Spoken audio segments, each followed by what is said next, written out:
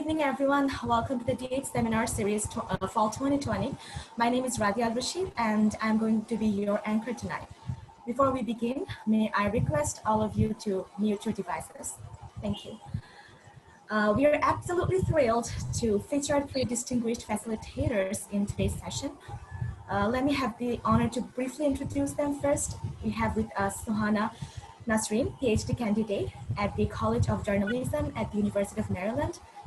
Bobbie Foster-Bhusari, a Ph.D. candidate at the College of Journalism at the University of Maryland, and Mahfuzul Haque, Ph.D. student at the College of Journalism at the University of Maryland.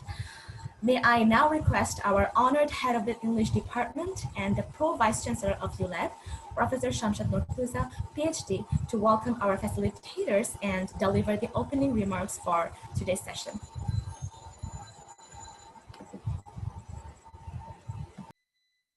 All right, thank you, Rabia.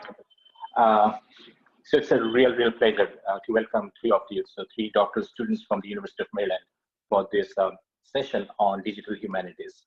I believe so digital humanities is a very new concept to Bangladesh. And, even though we claim ourselves to be a digital Bangladesh and there has been so many emphasis on technology, but somehow the marriage between technology and humanities has been overlooked. It seems that, so you can not have a combination of digitization and humanities. So we are at the English department where we're supposed to simply critique stuff, and we will outsource all our curation and computational jobs to somebody from the engineering department or IT department and so on. Our colleague Arifa here is an exception, and Dr. Farzana just finished her PhD from University of Rochester on online education.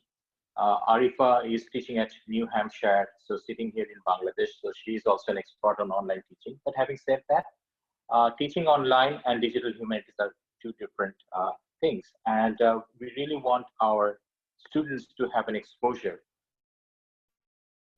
And if you remember, in the invite that I sent out, so I quoted Steve Jobs, who actually said, so the dream of his iPhone was actually a marriage between technology and liberal arts. And at University of Liberal Arts, so this is the best place where we can have a kind of a 360-degree knowledge which combines sociology, humanities and engineering. So this is actually the right place. I reached out to Sohana about a year back when I was planning to start a center of the digital humanities. And so she sent me a whole list of books. And I was really impressed. The way, she has got involved into this interdisciplinary program.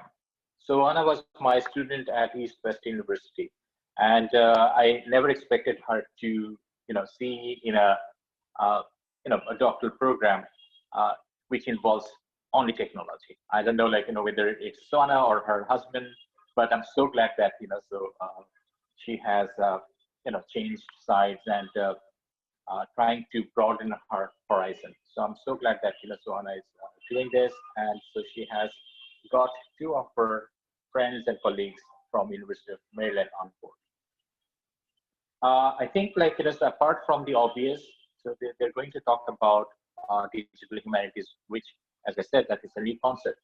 But apart from the obvious, so they're going to be a very good role models for our students, just to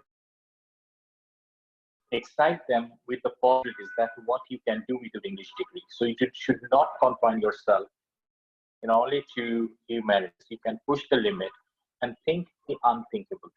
So Sohana here is an example, and I do not want to bore you with my words.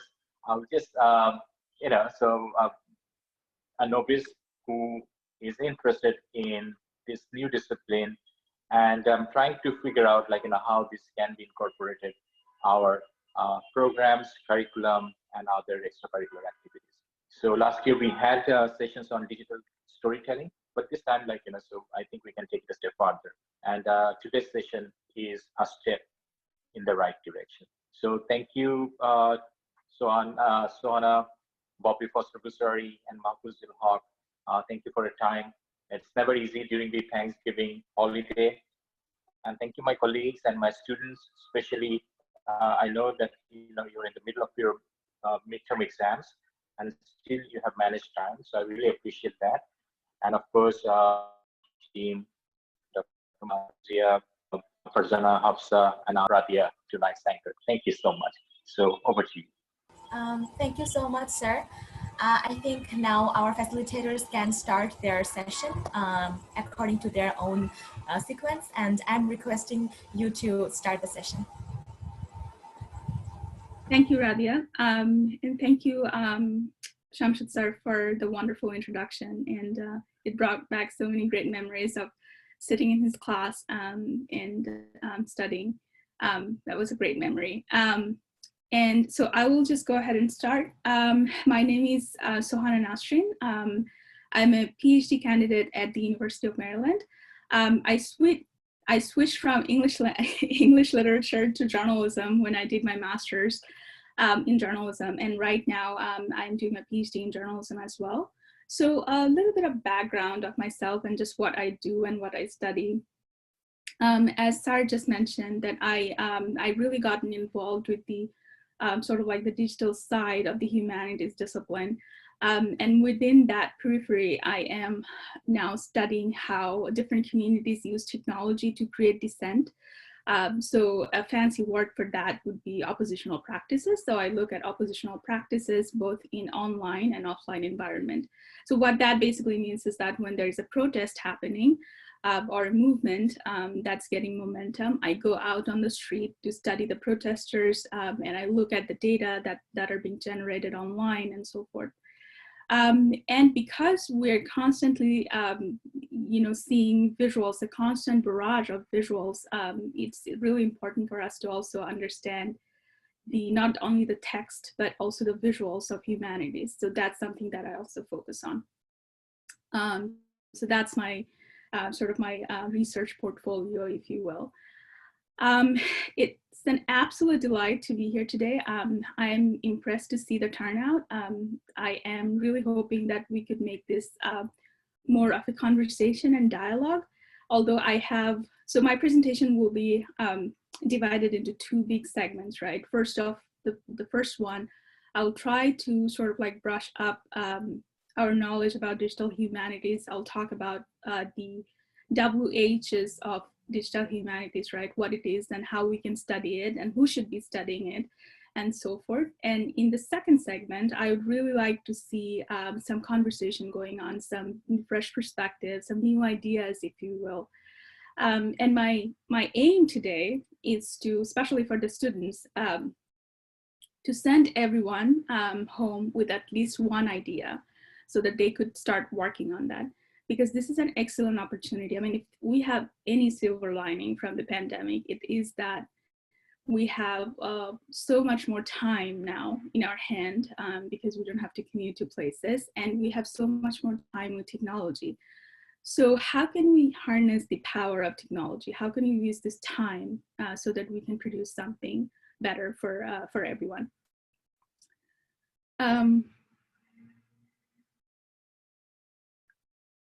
All right, I'm going to try to share my PowerPoint, so please bear with me for a second. And that's not my PowerPoint. Oops, not that one.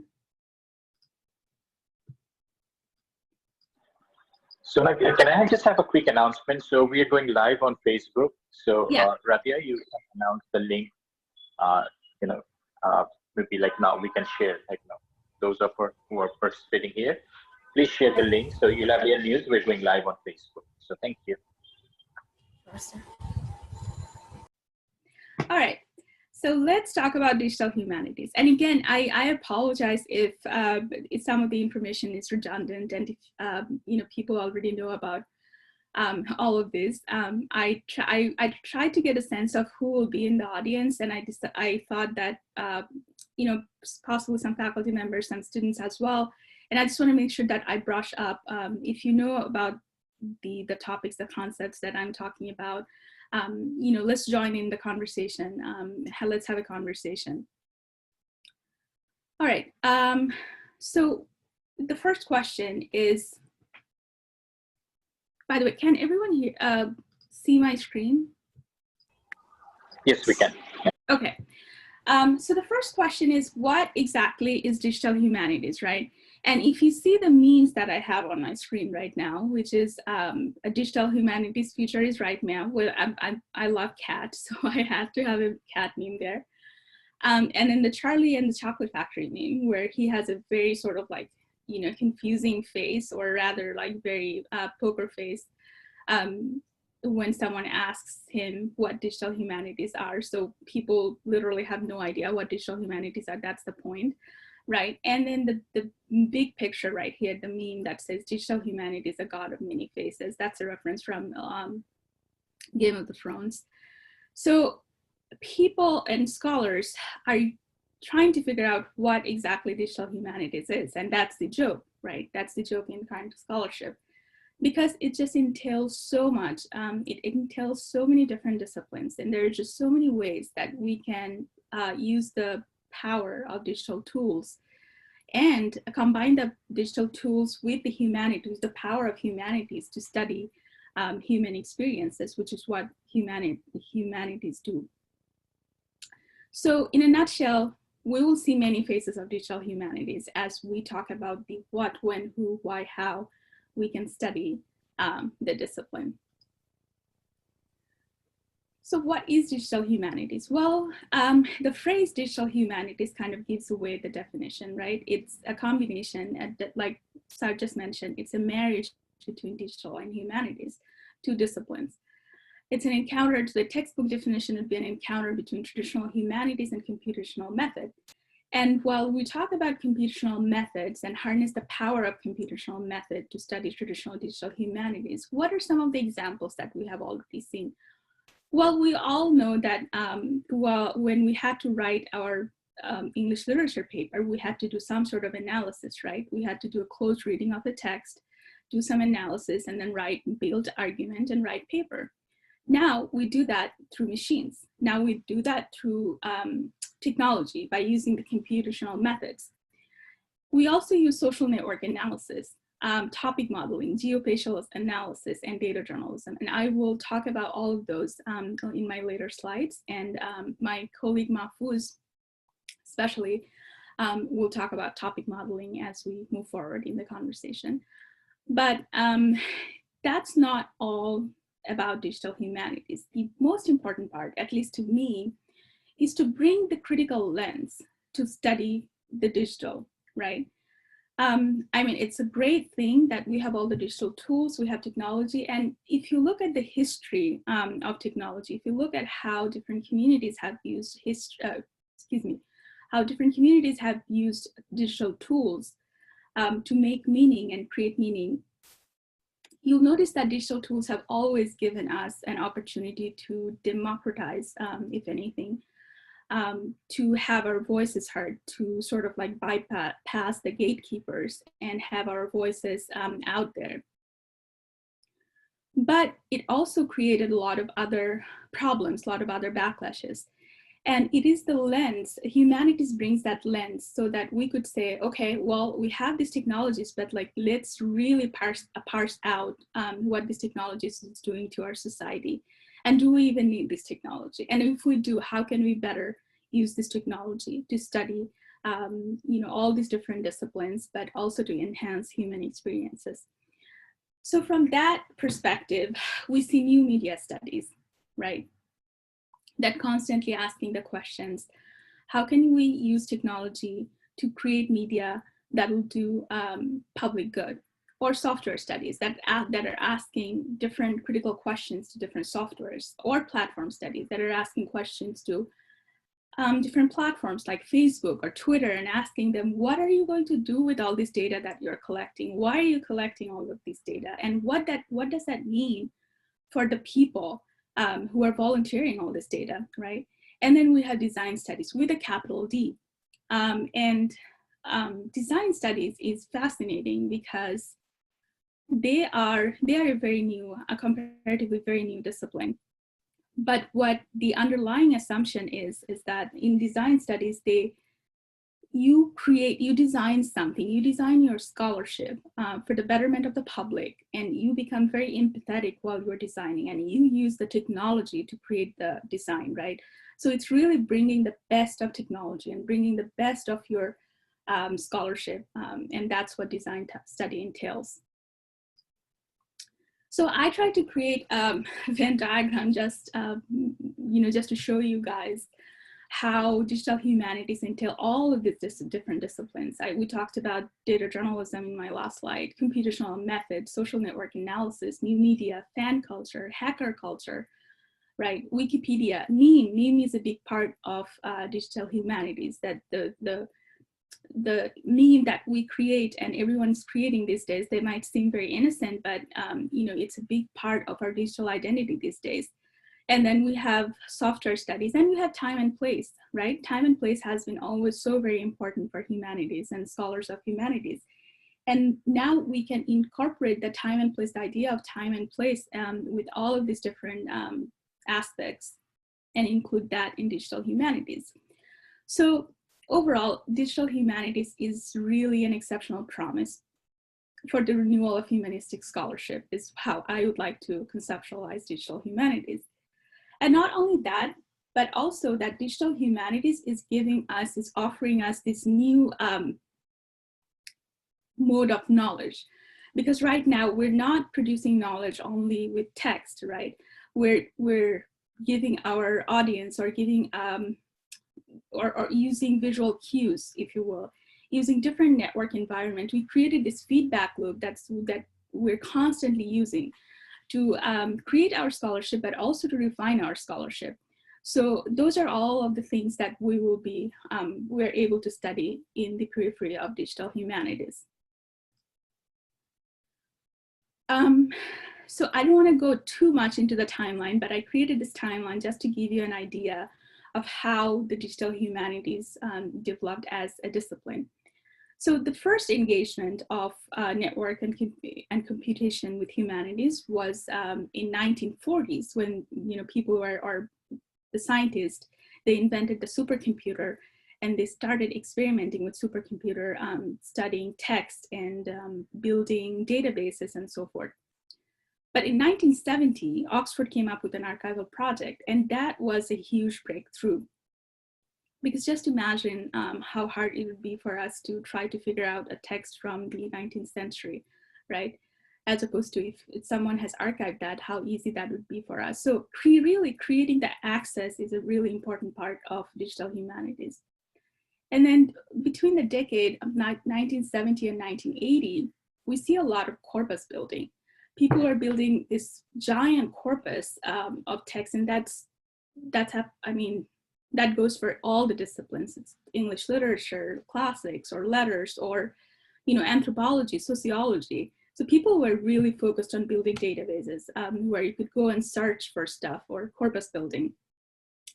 And then in the 1980s, we see the first wave of digital humanities, where people started to look at the possibility of using computer to conduct textual analysis, and also to parse through the linguistic features. How can we use, so scholars asked, how can we use computational method to study the linguistic features of the text that we're studying? Now, 1990 is really exciting decade, because that's when we see the World Wide Web, right? The internet comes to the scene.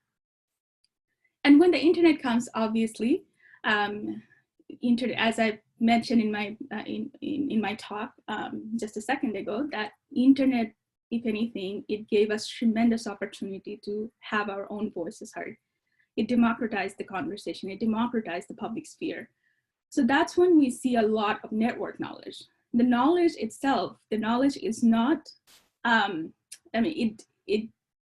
knowledge used to be property of institution. The knowledge used to be property of scholars.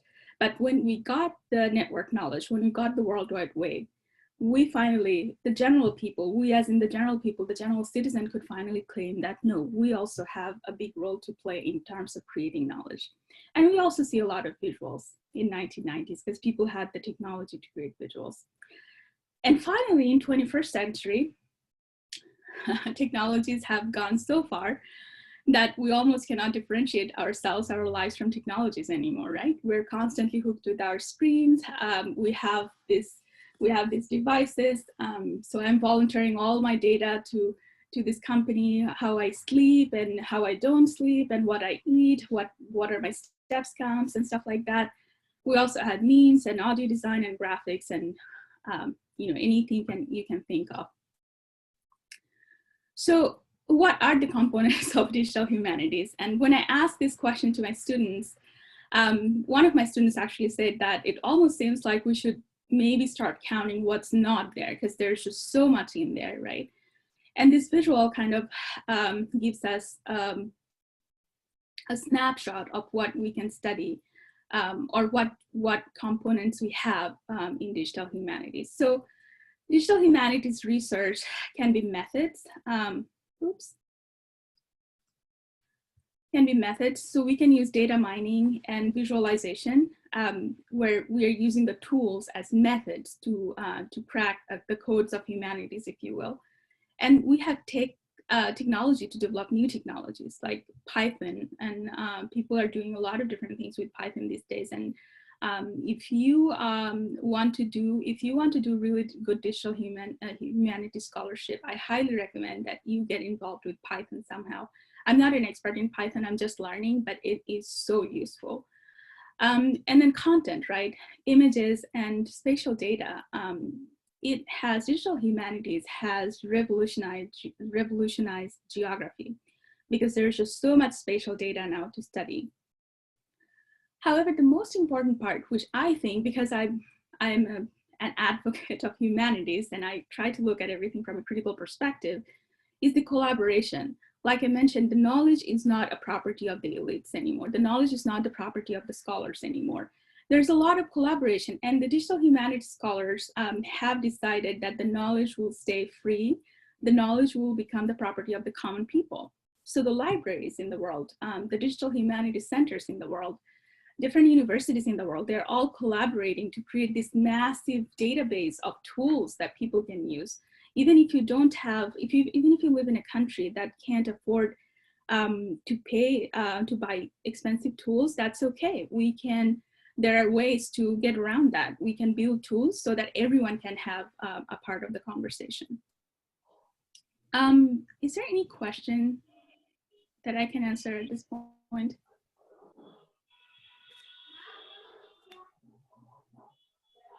Okay, I'll take that as a no. All right, so, and I will not lecture for too long.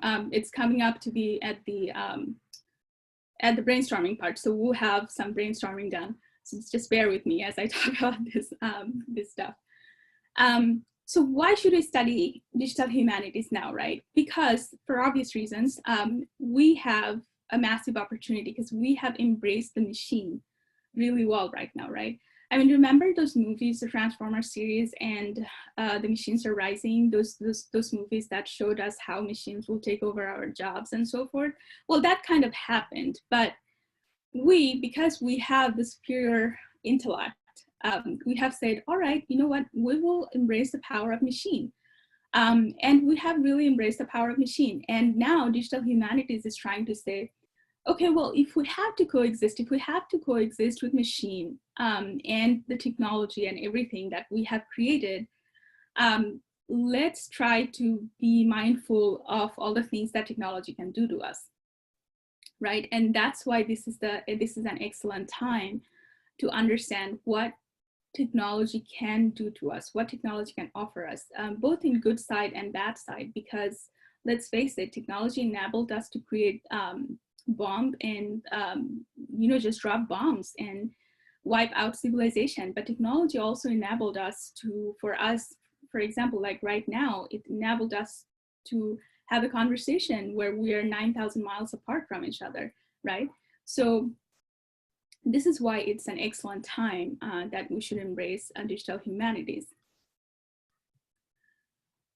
Human and social media. I'd like to talk a little bit about social media because I think it is so important for digital humanities scholars or for any scholars to understand what social media is doing to us and how we can take a humanistic approach to study social media, right? And this meme really summarizes what social media is doing to us right now. Not sure if human race is getting more stupid or idiots use social media more nowadays. We created the social media and the gratification of the social media used to be very different when it was created, but now it is more of a device to control a population. It is more of a device to create a misinformation, right?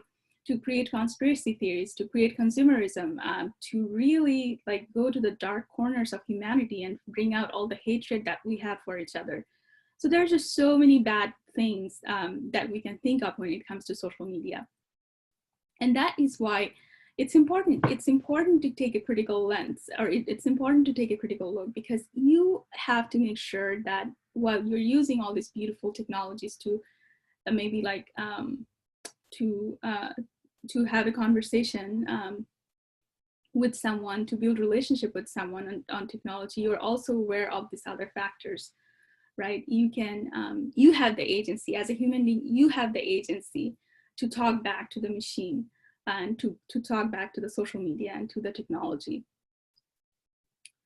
But on the other side, social media has also enabled us to have the first Twitter president of the world. So Donald Trump, who is commonly known as the Twitter president of the United States, he used social media to his utmost benefits, right? I mean, arguably it has done substantial harm to the democracy in the United States that he was constantly just tweeting and using tweet to do all of his presidential deliberation. But on the other side, look how it has democratized the whole communication system. He doesn't have to go through the gatekeepers anymore. The role of a journalist or editor is now not that important. You know, he can communicate with his fan base, and people can talk back. So the feedback, the interactivity is really important, and that's what a digital humanist or a digital humanities scholar would look at that and try to study that. Social media also gave us the right to practice citizenship. Like I mentioned, you don't have to, voting is not the only way that you can practice citizenship anymore. You can create a simple blog, you can create a simple podcast, and you can have your voices out there. And I'm not necessarily saying that you always have to go against the government or you always have to go against the authority, although that is a big part of it. But you can even try to create a consensus, a public dialogue about something that you care about, right? That is your right to practice your citizenship. Social media is a great tool for activists, because when you are fighting for a social cause, you often don't have any money, especially when you're building up a movement, right? But social media, because they are mostly free, are excellent tools for activists. And of course, it gave people the agency that I have been hammering on for so long, that people have really come around to have their voices heard these days. All right, so really quickly, let's take a look at who should be studying, or who are the people that studying digital humanities right now. Well, librarians, because they have to catalog and they have to maintain these massive databases. So librarians have a big role to play in terms of making sure that we all have access, especially scholars, we all have access to the data and technology that we need.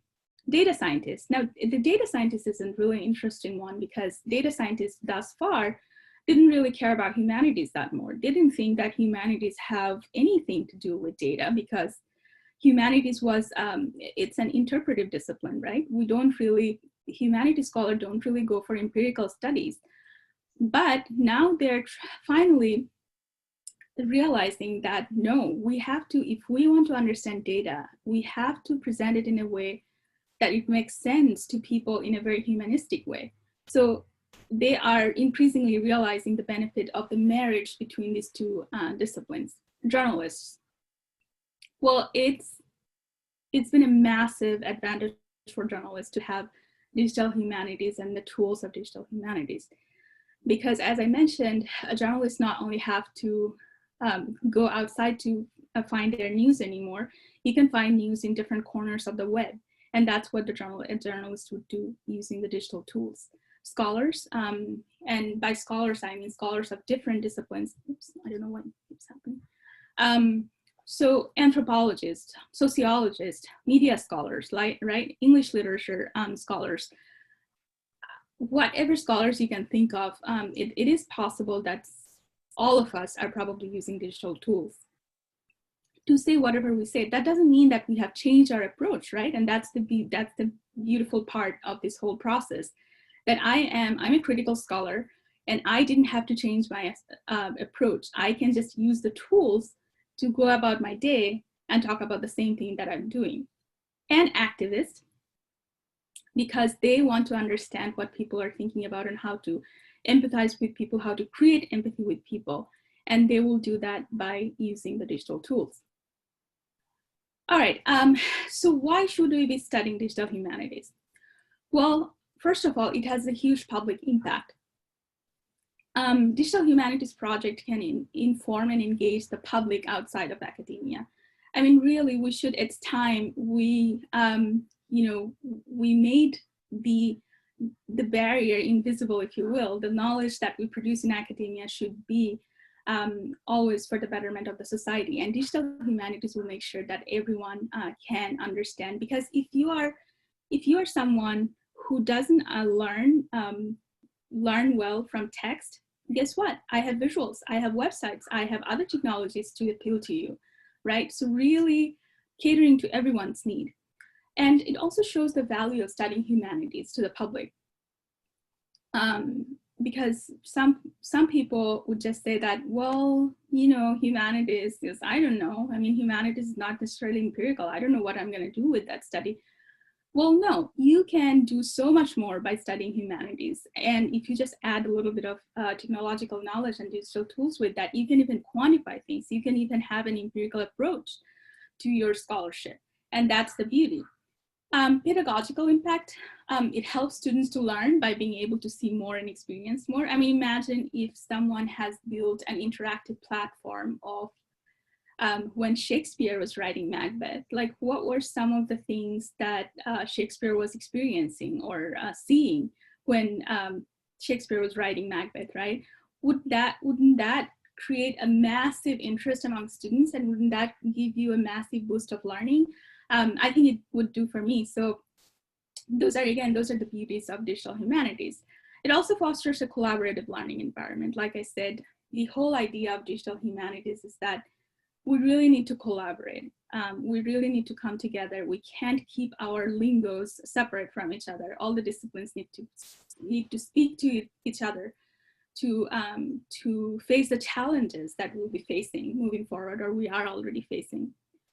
Interdisciplinary approach, this is especially applicable for researchers, for faculties and researchers.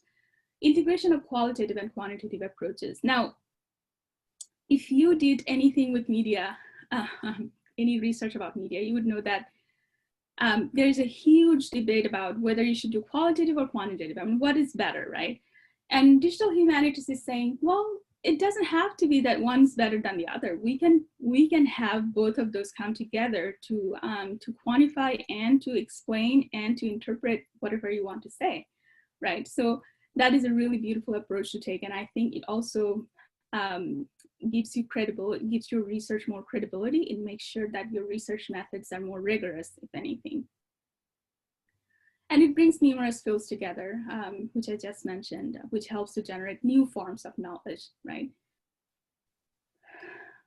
All right, so here on this slide, I actually have a couple of links, and if you guys have access, or if you guys are logging in from your computers, if you can click along with me, that would be great, because I would really like you guys to see some of these projects and discuss how we can study digital humanities. Basically, there are 4 ways that every scholar takes, 4 approaches that every scholar takes when they study digital humanities. First one is curation. So you select and organize the material in an interpretive framework. For example, what Jane saw, I'm going to try to share the links here and hope that that would work. But, oh, right here.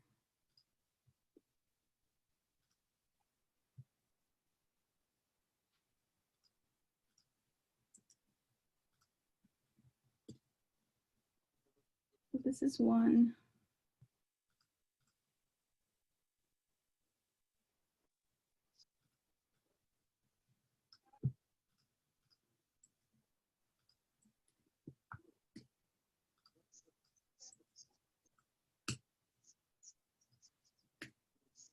All right.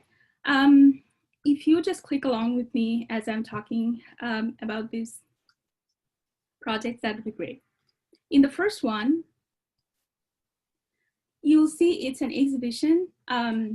It's a digital exhibition of what Jane saw when she visited London in 1796 and 1813, right? I mean, how amazing is that? That someone actually took the time to get all the information and all the picture and create an exhibition, right? Can you guys see it?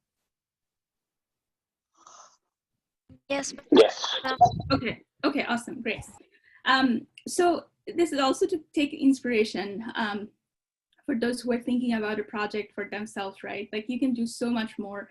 You can use your pick a writer or pick a person and think about what you can study about that person and how you can study. And biographies are wonderful places to start if you're thinking about curation. The next one I have is analysis, and some scholar did a mapping of Shakespeare's tragedies. Again, fascinating, right? So they basically studied how in different Shakespearean drama, how the different characters, in how many different ways they came together and what kind of network the different characters formed. It's absolutely fascinating to me, and it will help you if you're doing a close reading of the text, for example, and a comparative reading of the text. This will be tremendously helpful, right? For the editing, this is probably my most favorite projects of all. So in editing, when we talk about editing in digital humanities, we're basically talking about making an argument and giving that argument a shape through our design, right? So this project right here looks at world's most polluted air and lets you compare the air of your city with that polluted air. So you can choose any city you want and see how polluted air is. And if you do get to see the project, please look at the layout, look at the design, how it's designed and how intuitive the design is, right? You know where to go, you know where to click and how smooth the design goes and so forth. So that is the beauty of digital humanities, the power of digital and humanities. They're asking a very important question, right? They're posing this provocation that says, look, the world is getting ruined with environmental problems. And what can we do? Well, the first step is to know where your city stands, right? And that's what the approach that they're taking.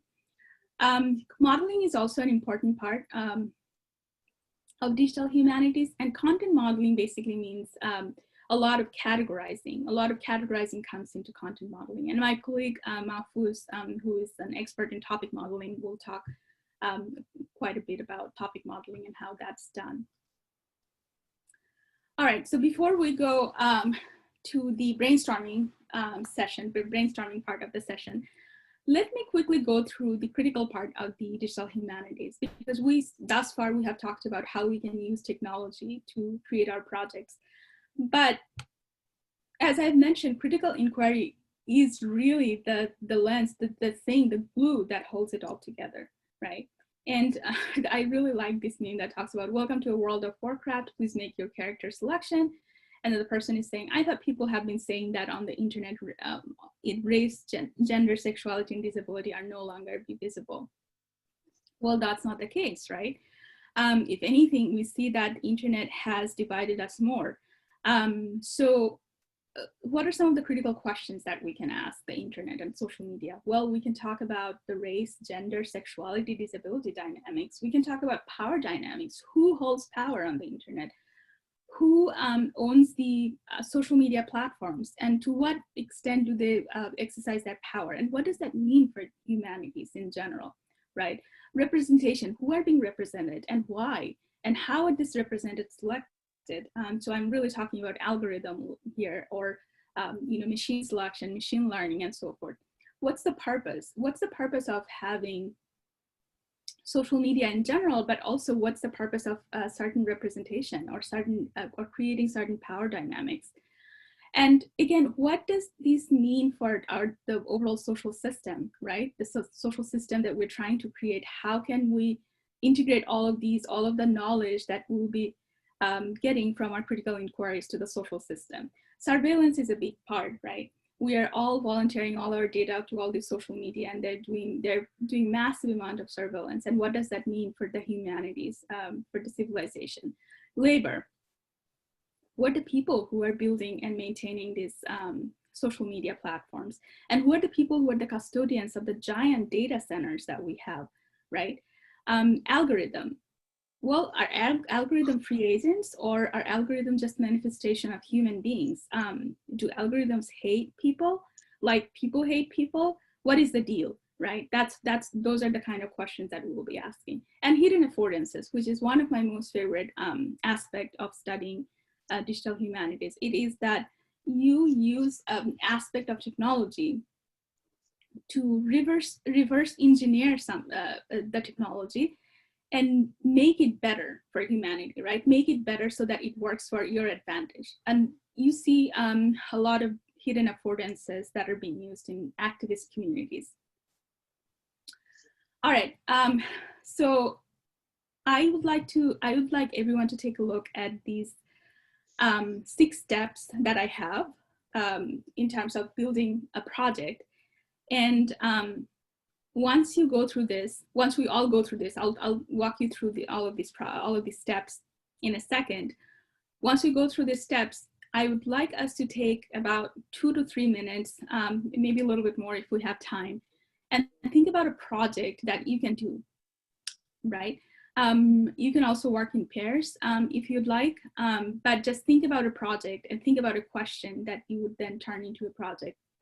So in terms of building digital humanities project, first of all, like any other research, we need a very good question or a problem or a provocation, right? So asking that question is really very important. When I started my master's, I had no idea that building research questions were so difficult. I thought, oh my God, like finding answer has always been the difficult part, but since when this making question becomes so difficult? So really asking a good question is the,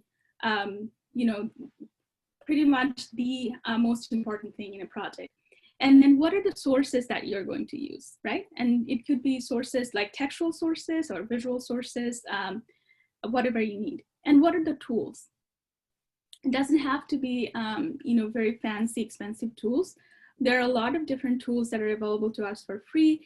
And I have after this slide, I have a slide where I have mentioned a couple of free tools. So we'll look at that after we do the brainstorming. And an analytical activity. What would be your analysis? Are you going to analyze the text, the visuals, the technology, the network? What are you going to analyze? Who will be your audience? Who are you building this project for? And then what would be the concrete product, right? So are you building a website? Are you building a podcast? Are you building an interactive app? Just a concrete product. So can we take about 3 to 4 minutes to come up with some ideas?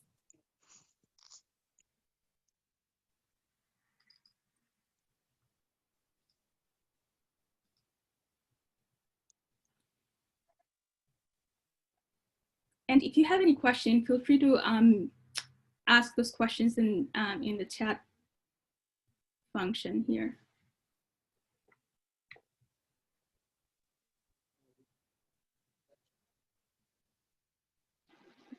So many of the students are doing the curriculum integration, and for this term, they're working on the new normal.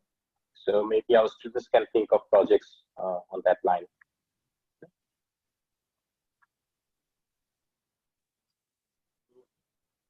All right, are we getting some good ideas? Would anyone like to kind of share? It's okay if it's a half-baked idea. We can workshop the idea more.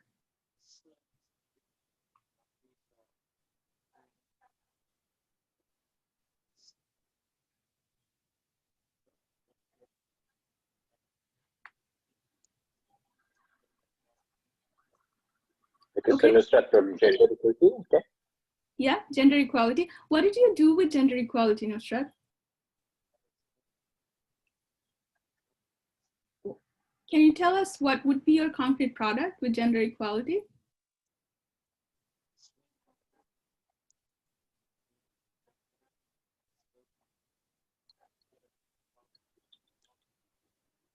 So Nusrat, you can speak up. You don't have to type. Okay. Yeah. Yeah. Don't worry about typing. Yeah. So, sir, we could do projects on how women are being overlooked here in Asia, and how women are being taken as sex objects and sexist. The theory of that in Bangladesh, like in Asian countries over here, we can talk about that. So yeah, absolutely. Yeah, that's an excellent idea. Yeah, and you can make a website where people can compare the status of women in different countries, and then you can really focus on Bangladesh, right? So I could think of many different products based on your idea, which is an excellent idea. You can also have a podcast where you can talk about gender equality and how bring in your perspective, but also bring in different experts, right? Thank you for sharing your idea. Thank you.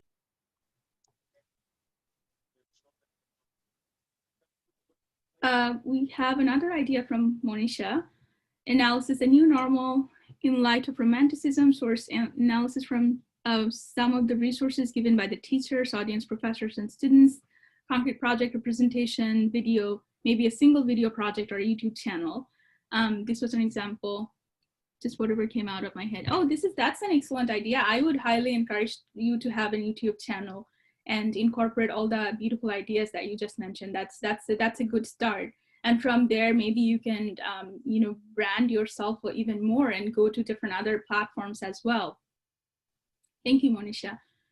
And Divya, investigate the effect of lockdown and track the path taken by migrant laborers to get back to their hometown during the lockdown, especially in India. Ooh, wow.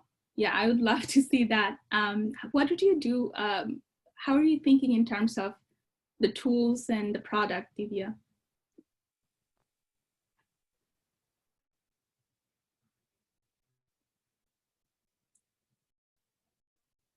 We have another one from Ishtiaq. How can we help those learners from remote area who are currently facing difficulties to do digital transformation in education? Yeah, that's an excellent question, right? A massive amount of people are left behind with the digital education system. So what can we do about that? And what would be, this is a tricky one, Ishtiaq. What would be your platform? What would be your product to reach them?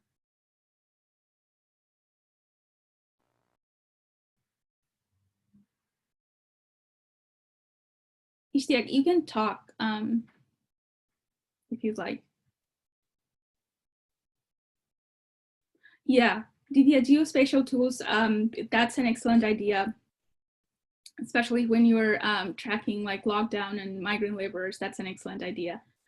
Oh, Ishtiaq, I was just asking what are some of the tools that you can use or concrete product that you can use?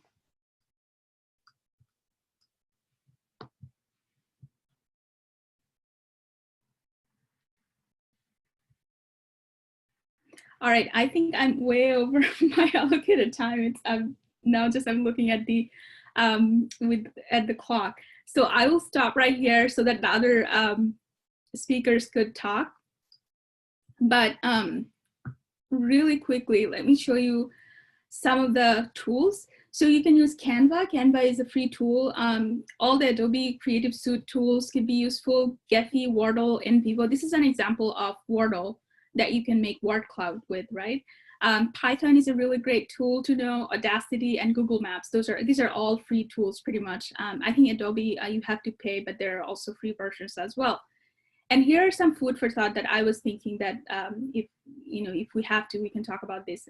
Like mapping cameras in a building or institution or a neighborhood, right? How are we being surveilled by who? Mapping time and place in a Shakespearean play, a podcast about climate change, a timeline of student protests in Bangladesh.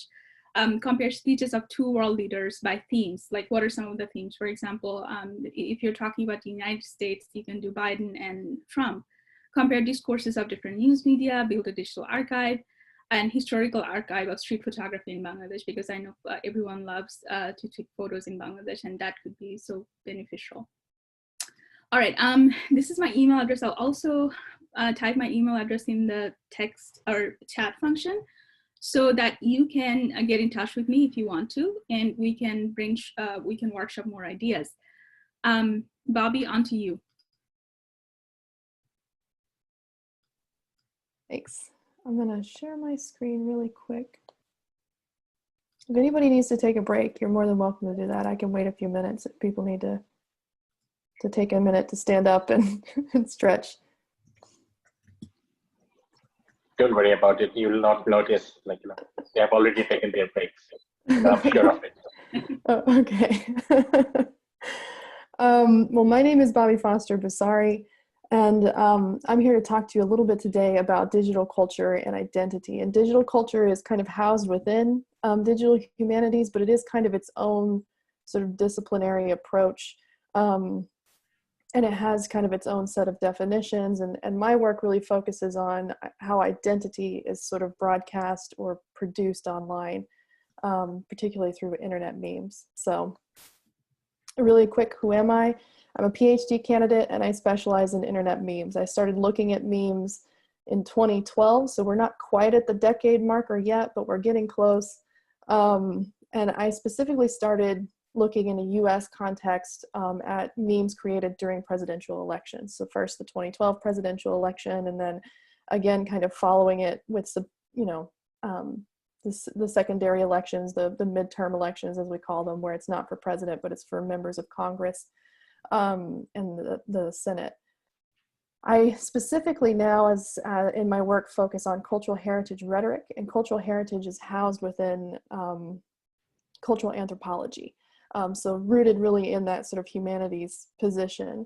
And heritage is a very broad term that can be anything, any kind of cultural property that we tend to refer back to, particularly in times of great social change and distress.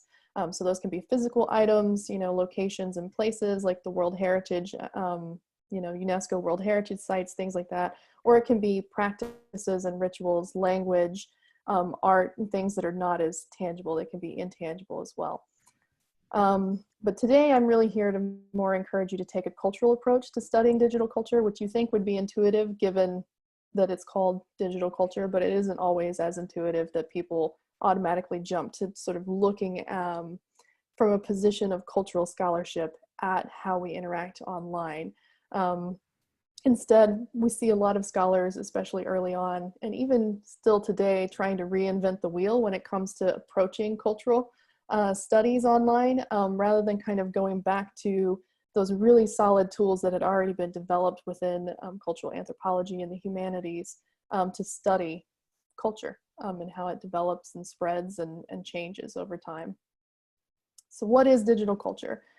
Well, the term kind of started emerging in the 1990s, just as the commercial internet started, when it moved outside of institutions in the United States, in the context of like the internet was developed first sort of in a military capacity and then kind of moved out. But when we start seeing people getting onto the World Wide Web, that's when you see scholars really taking an interest in digital culture or the sort of language and practices that are developing online. That are unique or different maybe a little bit from the practices that we have offline.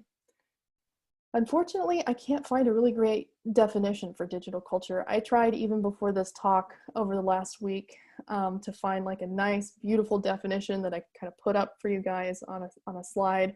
that was very clear and distinct and made it different from anything else, but it's a term that's used without really being fully defined. Unfortunately, a lot of scholars just use the term digital culture to refer to a lot of different practices online, and never really take the time to fully define it as its own unique thing. So needless to say, it's kind of the way we shape technology, but also the way technology shapes us. And a piece that I think is really missing in the study of digital culture is thinking about how our own cultures outside of the screens really inform how we approach culture in the screens, right? In digital technology, you know, those sort of customs and practices, even legal things, right? In the United States, because of the First Amendment and free speech and free press, and the way that we kind of conceptualize this sort of neoliberal conception in the United States of communication, it really informs how scholars in the US think about digital culture and think about how digital practice should be and what it is compared to other places in the world, where you do have to go around different censors, or there are maybe things that are just implicit in culture rather than explicit.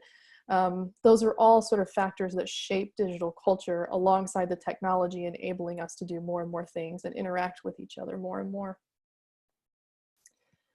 So Charlie Geer, in his book, Digital Culture, says that our technologies are always in the process of changing us and our relationship to our environment. And I think that's a really important factor to keep in mind here, that as we are kind of interacting more and more online, there's also the way that we're sort of integrating through technology our physical space into the digital space, whether that's through geotagging, you know, people can map where they're going and what they're doing, through virtual reality and virtual technology. You know, I think of, for example, the game Pokemon Go, where they kind of built an engine around being able to see the Pokemon characters in the physical world too, sort of bridging that gap between the digital and physical. So it is always in the process of changing how we interact with our environment and how we interact with each other.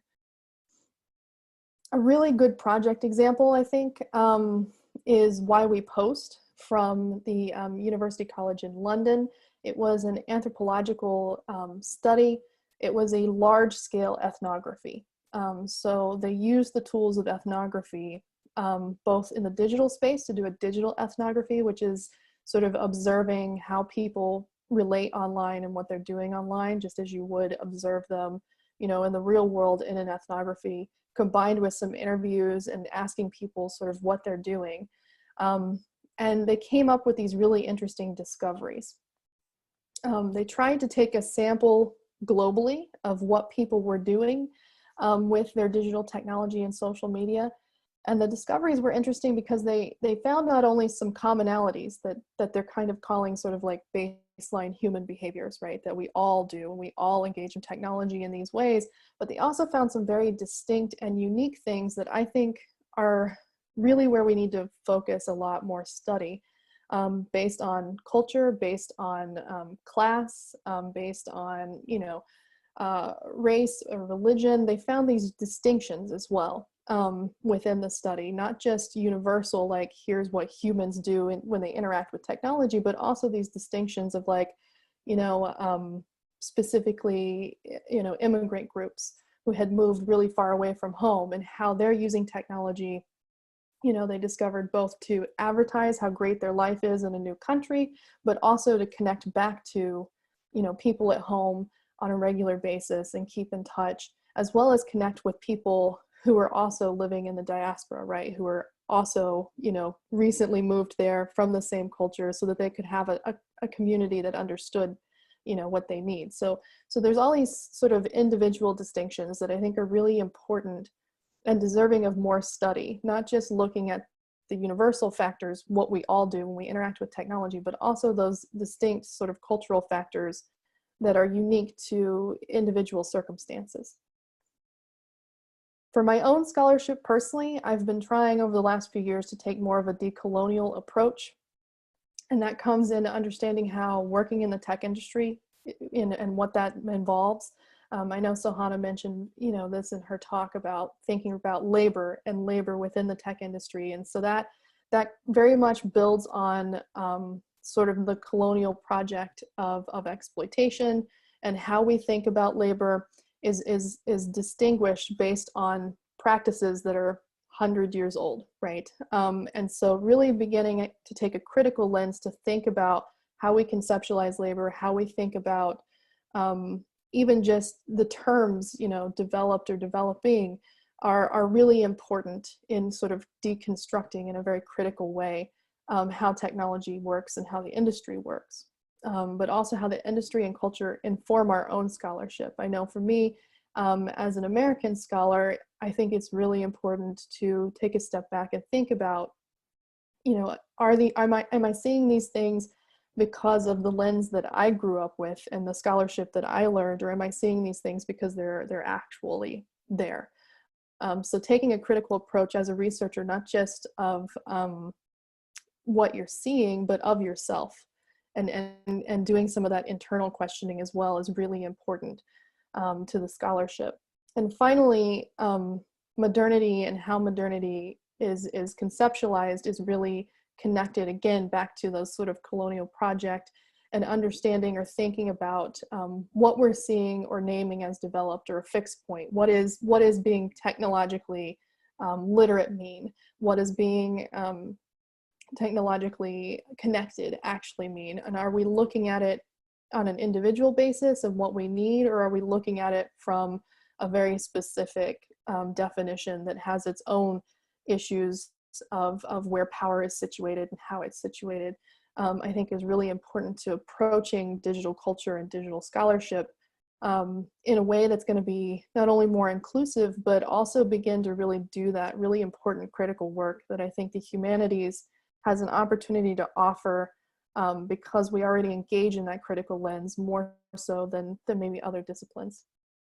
So again, we really need a diverse understanding of digital technology. We need diverse scholars building on the existing narratives, but also looking again at things that are not being caught by other people, that maybe you're not seeing you're not seeing otherwise. And I think if you're starting off on a project yourself as a student, I would use myself and my own lens. I mean, what got me interested in looking at memes almost a decade ago was that, you know, I was living through a presidential election in the United States, and all of my friends communicated exclusively through memes. Like they would be in the same room, but still, you know, texting and tweeting at each other pictures to sort of comment on the debates, and pictures to comment on the news.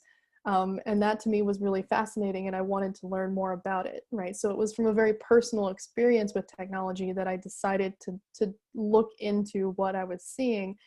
And that's a good way to kind of, especially if you find yourself a part of a group that you're not seeing your voice in the scholarship itself, it's really important to look to your own experiences and think about how you might build those into a research project and bring some interesting perspectives that are not there in the scholarship right now, so that we can really build on this knowledge base and provide a clearer picture of what's actually happening rather than just the tip of the iceberg, right?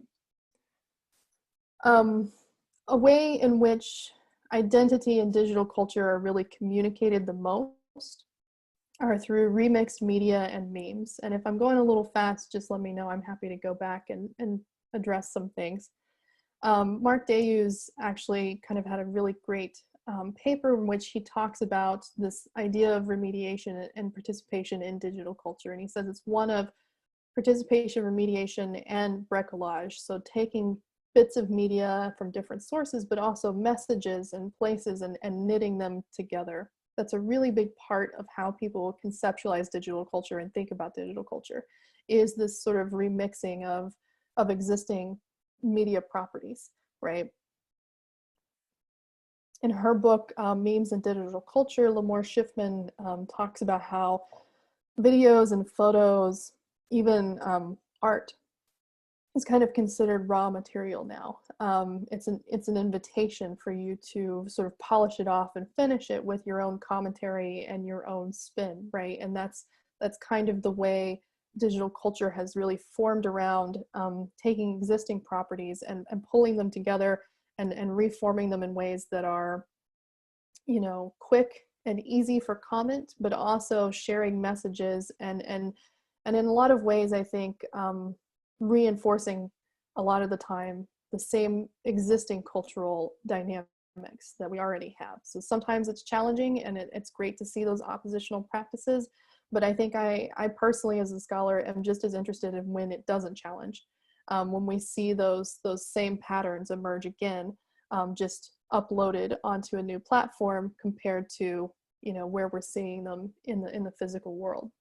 You know, so for example, the very famous Willy Wonka meme, that you have the original image and film from the 1970s that is then, you know, unfinished or unpolished until somebody adds text over top of it, and remixes the meaning. And just by changing, you know, this in and of itself, just his face, if you're familiar with the film, you might know what his lines were just before he makes that face, and you understand why the actor is making that choice to emote the way that he is and what he's doing. But even if you haven't seen the film, you can then sort of imbue that with whatever emotion you really want to, right? You can see that that's really a raw sort of image that you can then take and shape how you want it to be shaped. In my own work, I wrote a lot about Grumpy Cat when it first emerged, because Grumpy Cat could be a Republican or a Democrat. You know, they could be pro-life or pro-choice. Like, Grumpy Cat itself as an image did not have a political ideology, but it was an invitation for people to then imbue Grumpy Cat with their own political ideologies. So the meme itself maybe wasn't inherently political, but people taking the meme and remixing it and adding their own commentary to it changed its meaning and changed its purpose for delivering political messages, right?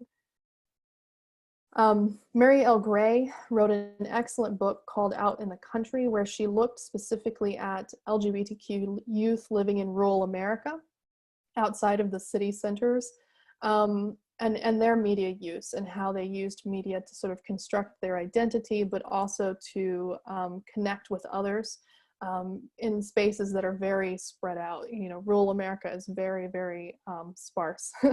Take it from somebody who grew up in rural America. The towns are several hours away, and you don't always have the ability to connect immediately with people in a physical space. So digital technology really helps individuals find spaces and create safe spaces for themselves. But building on this idea of remediation and remixed images, she says that new media kind of curate old stories and intertwine and commingle them with different new forms and aesthetics that are often prioritize some stories over others. So in other words, media are products of political work. That the interesting thing, I think, for internet memes and digital scholarship is, again, looking at these existing works and existing properties, and then how they're remixed and reused again, and what that does in that process. And I think nowhere better than the humanities, where there's already this interpretive lens that exists, are we able to actually interpret what we're seeing, you know, from existing works and existing media that maybe has already been interpreted and well written and well documented about. You know, there are lots of dissertations and works on early film and on literature that is still being used and remixed in these memes. So I don't, like I said, think you have to reinvent the wheel so much as be a little bit of a historian yourself in your own discipline sometimes, and go back and see what other people have said about that original piece, and bring it forward and say, is the remixed piece saying the same thing, or is it, you know, still prioritizing one narrative over another, and perpetuating those same sort of ideas and stereotypes. When it comes to identity, which is where my focus really is personally as a scholar, we really kind of have an opportunity with digital media to see how people are performing their identities. Rob Cover, in his book, Digital Identities, Creating and Communicating the Online Self, talks about how we perform these identities consciously and subconsciously in accord with our cultural demands, right? for being recognizable and unified, and fitting within the coherent norms of our society. And then that kind of continues into the digital space. He really kind of builds an argument in the book about how you see people performing their identities online in the same way that they perform them in an offline space, that the two really carry over and inform each other, that there's not usually a divergence or a distinction. In other words, a selfie is never really just a selfie, right? It's communicating a lot. If you are really interested in digital media studies, you know, I've done some work in Instagram and looking at how, you know, women in roller derby communicate their version of feminism, right? And how they see female empowerment through the images that they curate on their Instagram feeds. That's a possibility. I've also seen papers that look at masculinity, right? You know, gender studies are on all sides and all part of the spectrum, right? So how men take selfies and how they curate their Instagram feeds says something about masculinity, both about that person, but within the society that they're also trying to fit into. And the same is true of women, like femininity and how they're trying to fit into or even challenge those norms, right? And that can all be interpreted in how we think about identity, both in the offline and online self. Identity studies really start with sort of Goffman and people within sociology and social science, you know, starting with identity as performance.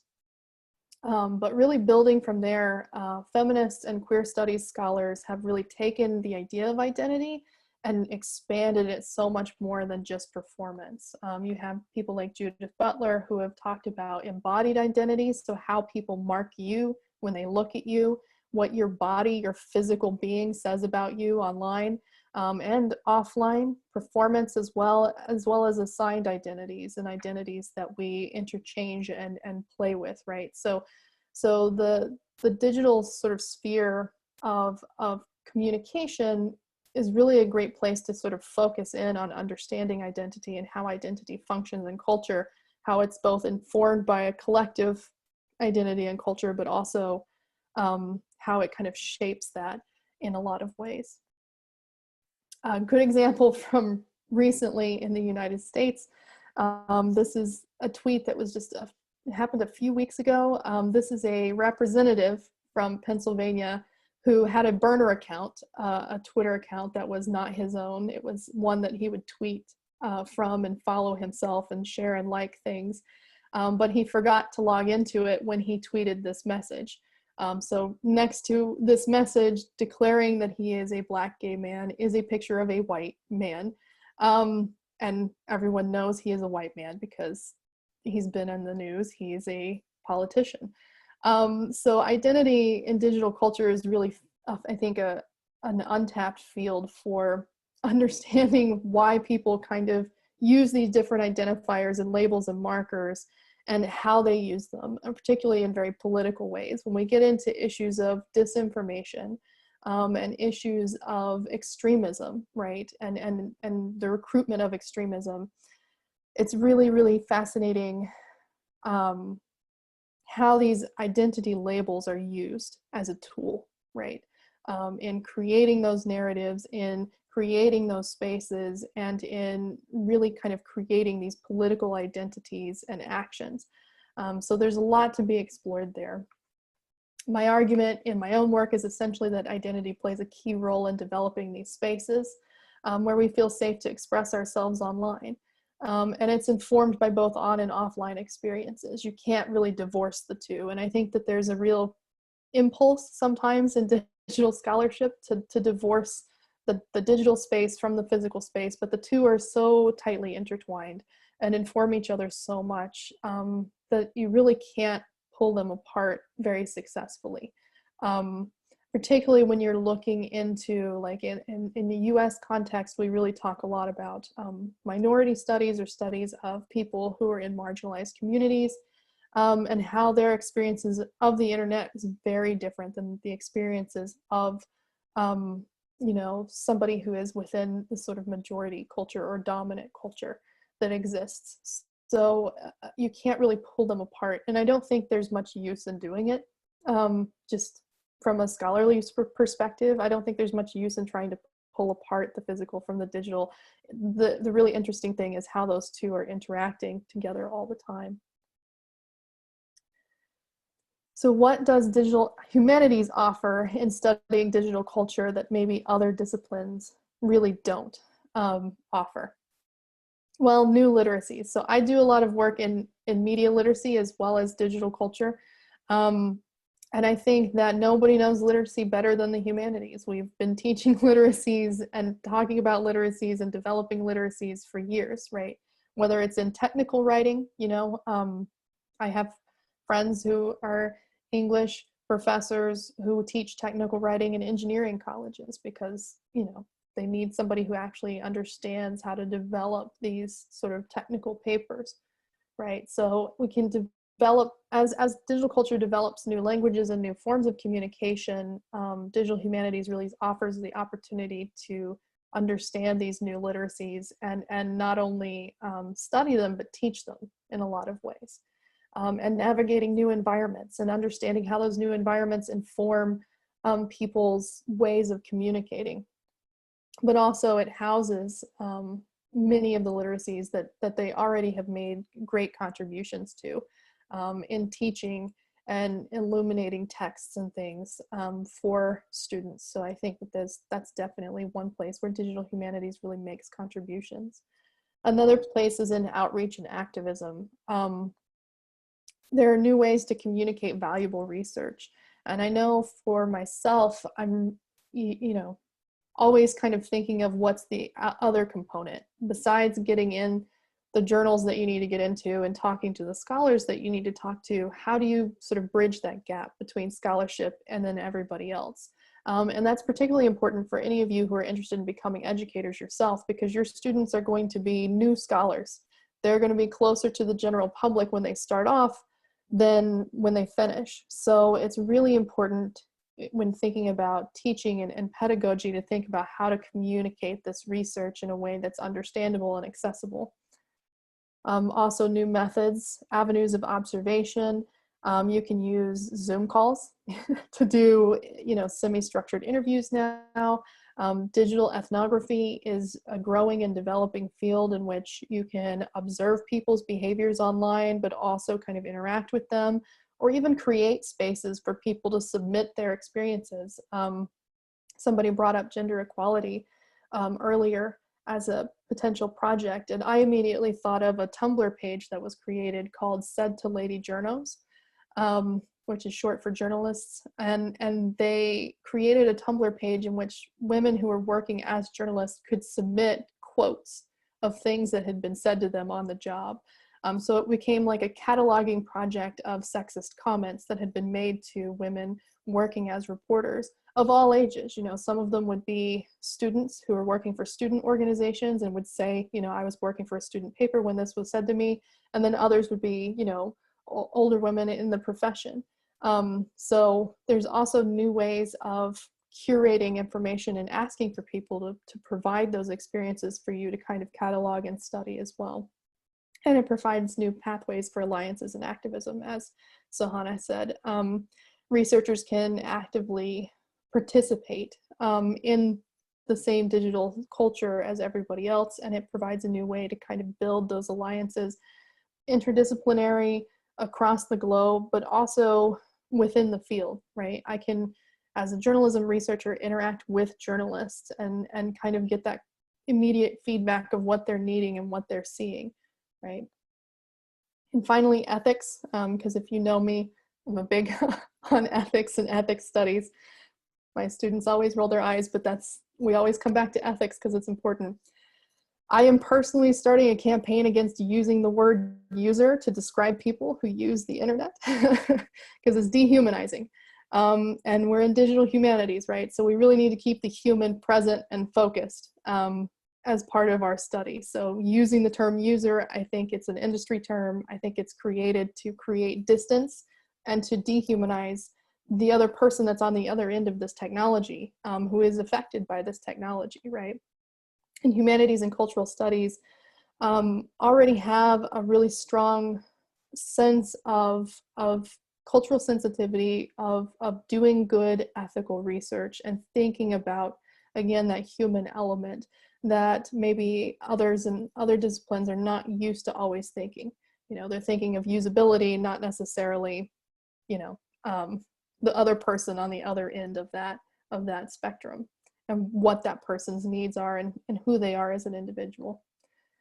And finally, that relationship of power, the power that's in the technology and in the individual lives of people using it, and how that influences their uses and their access to technology as well, is a really important part of being an ethical researcher, and really thinking about your own influence and what you say and how that's going to shape this new and emerging field, because we really have an opportunity, all of us being at the beginning of the 21st century, to shape how this field is going to be used potentially forever. So we have a real sense of ethical responsibility here in trying to set this up in a way that does more good than harm, right? And thinking about that, and thinking about the power of your own position as a scholar is really important as well.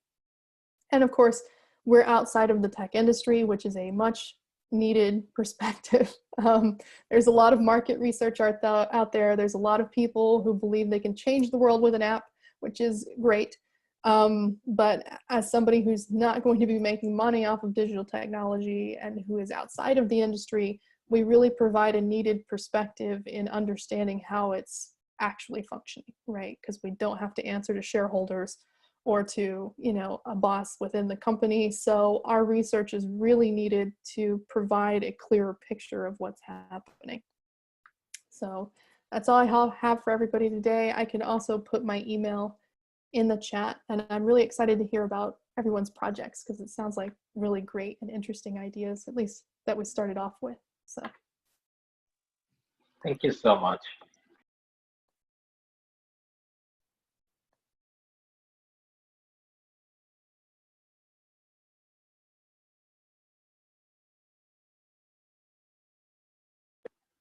So Mahfuz, like, you know, I guess it's your turn.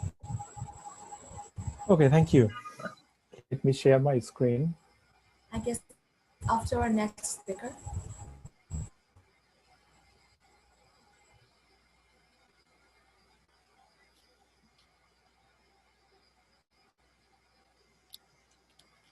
Okay, thank you for having me in today's talk. So before going to the discussion, let me briefly introduce myself. So my name is Mahfuzul Haque, and you can call me Mahfuz. And I was a journalist in Bangladesh, and I worked for a newspaper. The name of the newspaper is New Age. And now I am doing my PhD in journalism at the University of Maryland. And I am from Bangladesh, and my hometown is Rajshahi. So in today's discussion, Sohana has offered a conceptual overview of digital humanities. And in my presentation, I will discuss the practical applications of digital humanities. Specifically, I will be focusing on computer-assisted text analysis. Oftentimes, humanities and social science researchers need to apply textual analysis or content analysis. So I thought having a discussion on computer-assisted text analysis would be helpful for you. So in today's discussion, I will be covering these areas. First of all, I will give an overview of computer-assisted text analysis. Then I will be focusing on topic modeling. It's a computation method that is applied to analyze content. And if I have time, then I will share the findings of our research on combating online misinformation in Bangladesh. This research has recently been published in a journal. So as this paper focused on Bangladesh, so I took the opportunity to share the findings with you. So what is computer-assisted text analysis? I want to give you a hypothetical scenario. For example, you may recall the 2018 road safety movement in Bangladesh. In that movement, we have seen the school students demanded safer roads and stricter traffic laws. And in that movement, social media played a big role, as we can recall. So as a researcher, you may want to analyze the, for example, tweets posted during the movement. And for your analysis, suppose you have collected 10 million tweets. And now I have a question for the audience. Now you have the 10 million tweets, I mean the data set. So what are the questions that you may interested to know, that these are the questions or these are the answers that I want to know from this data set? So I want to give you some time and brainstorm that what are the questions that you can ask with the help of this data set.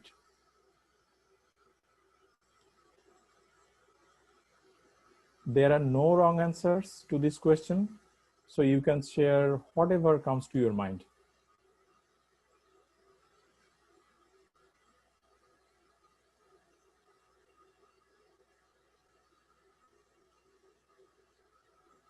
Sorry, do you mind repeating the question? The question is, for example, we have collected a data set of 10 million tweets. And what will be the research questions that we can ask on this data set? What we may be interested to know about this data set?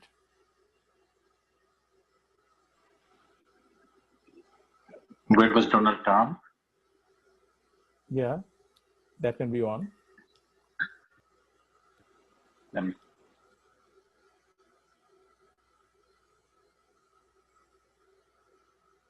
Okay, let me help you with this.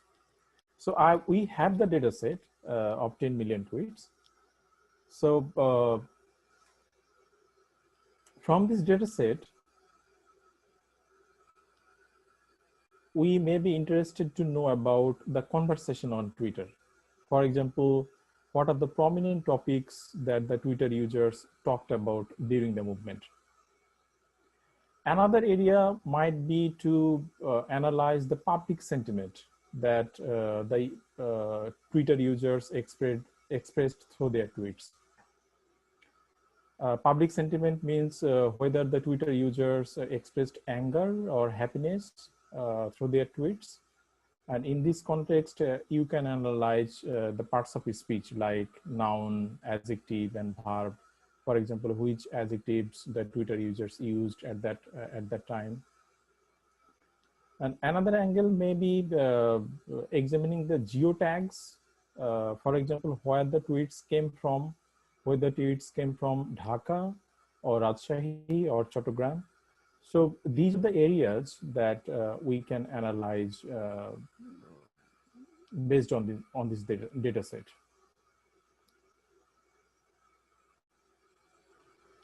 So suppose we have taken, for today's discussion, we will focus on analyzing the tweets to identify the prominent topics, that what are the topics that Twitter users talked about during the road safety movement. So what you need to do this analysis, for example, collecting the tweets and analyzing the tweets. So we need the help of programming languages. There are two popular programming languages. One is Python and another is R. So now you may ask, why do we need to learn these programming languages? So there is a reason, because computers cannot understand human languages. So we have to use the language that the computers understand. So Python and R are the languages that we can use to communicate with computers.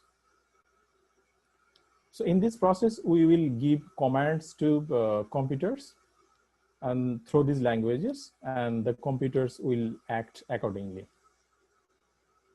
And these are the programming languages. Usually the computer science students are very good at these programming languages, but social science and humanities students are usually not. So but if some of you are interested to learning Python and R, so you can start with some basic lessons on with YouTube. and you will find lots of free lessons on YouTube. So as we have decided to analyze the tweets relating to road safety movement, we have to first collect the relevant tweets from Twitter. So how we can collect the tweets? So we can use the Twitter API. The full form of Twitter API is Application Programming Interface. So this tool will help you communicate with Twitter to get the relevant tweets. And the next step is, once you have the tweets, you will then need to clean the dataset. For example, you have to convert the characters, the tweet characters in lowercase. We have to do this because computers will count uppercase and lowercase as two separate entities, even though the words are the same. For example, I can give you an example in this context. The word media with M capital letter and M small letter. The computer will count these two words as separate entities, although their meanings are the same.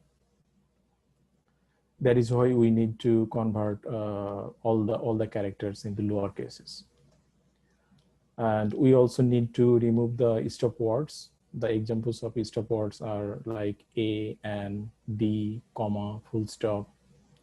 So the programming languages, the computers count all of these as a word, but these words separately do not make any sense.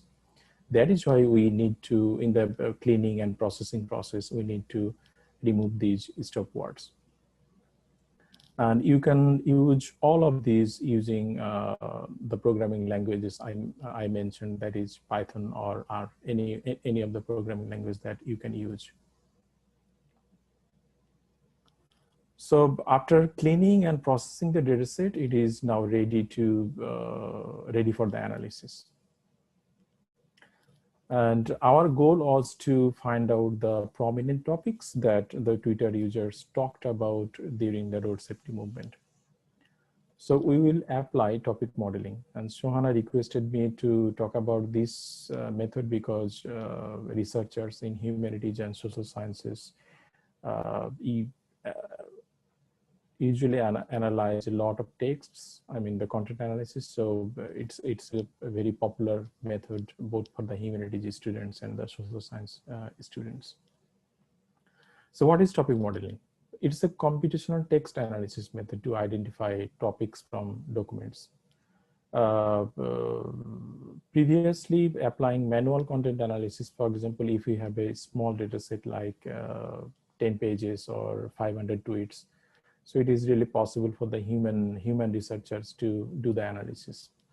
But if you have 1 million tweets, or for example, 50,000 pages, so it is really impossible for the human researchers to go over all the documents and do the analysis. That is why we need the help of machines, the computers. So the role of the topic modeling is to find out the main topics or prominent topics from the content that we are analyzing. So there are two types of topic modeling. One is dictionary-based topic modeling, and another is unsupervised topic modeling. In the dictionary-based topic modeling, in this approach, researchers predefine some topics and their corresponding keywords. So it's like a prescription that we give to the computers, and the computers then follows the prescription to find the topics. For example, we can give computers this topic, data science, and with the corresponding words like data, computational, and statistics.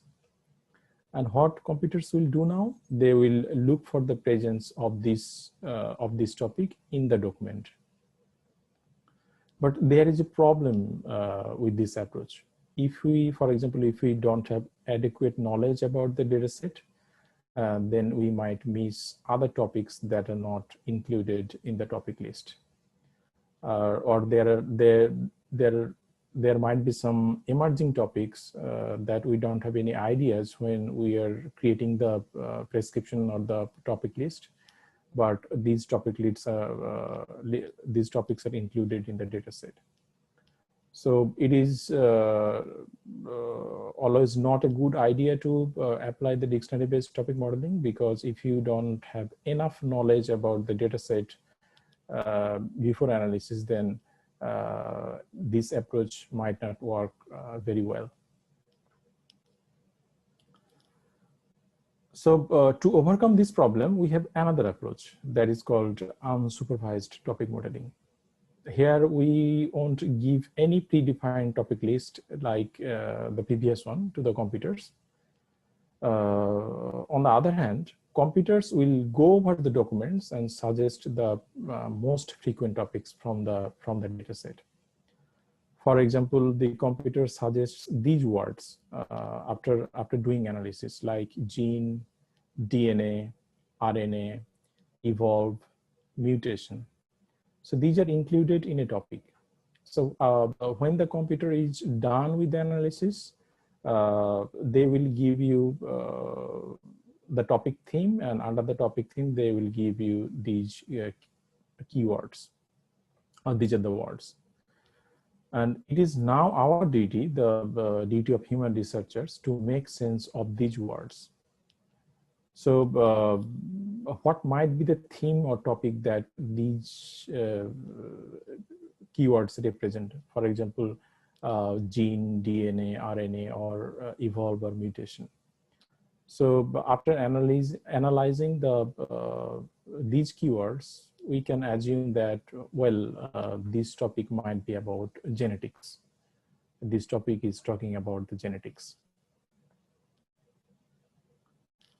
So we have two contexts, like dictionary-based topic modeling and unsupervised topic modeling. So when you don't have enough idea about the data set, so we will be applying unsupervised topic modeling.